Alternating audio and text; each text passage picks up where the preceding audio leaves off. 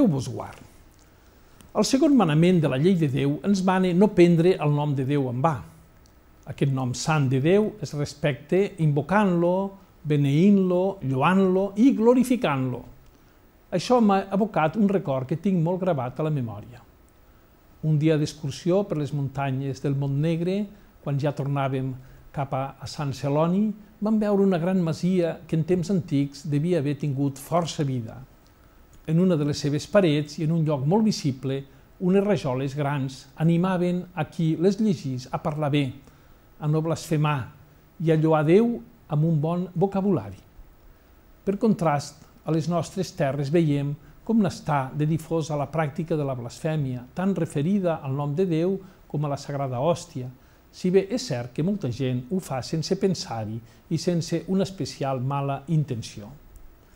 Penso que un cop més queda clar com les coses que són dolentes són alhora lletges.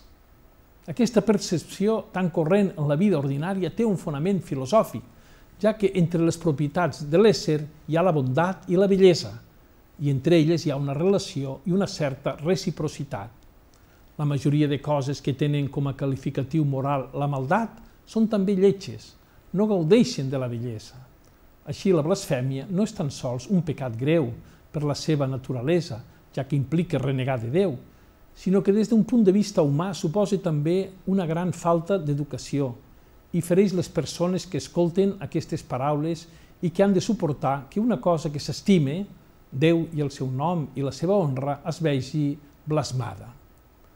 Molts tindreu l'experiència d'haver viatjat a altres països del món o d'haver parlat amb gent d'altres contrades que ens visiten i haureu comprovat com aquesta pràctica de la blasfèmia, per sort, no és cosa freqüent arreu del món. Això vol dir, per desgràcia, que sí que ho és a casa nostra. Procurem honorar Déu amb el nostre vocabulari i si sentim alguna blasfèmia, demanem a la persona que així s'expresse que, per favor, ho eviti. Tots hi sortirem guanyant, donat que en la gran majoria d'ocasions es diuen sense el desig exprés d'ofendre Déu. I si més no, aprofitem aquestes tristes ocasions per a fer un acte d'amor a Déu, dient potser en el nostre interior una ejaculatòria. És el que faríem si una persona estimada, la nostra mare, per exemple, fos ofesa injustament.